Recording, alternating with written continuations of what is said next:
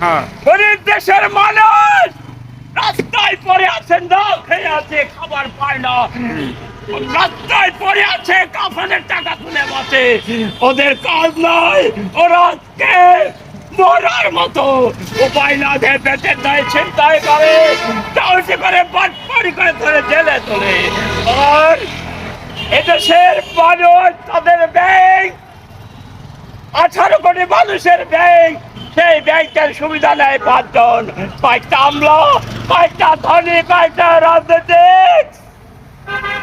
আমার আপনার অধিকার কেড়ে নিয়ে ওরা আমাদের উপর বুকের উপর আমি আছে, সেই বুকের উপর চড়ে মাঠে নামাজ পড়তে আমরা দিব না, লাগাতে আমরা দিব না, ফেস্টিভাল করতে আমরা দিব না। হুঁশিয়ার সরে যাও, নইলে আমরা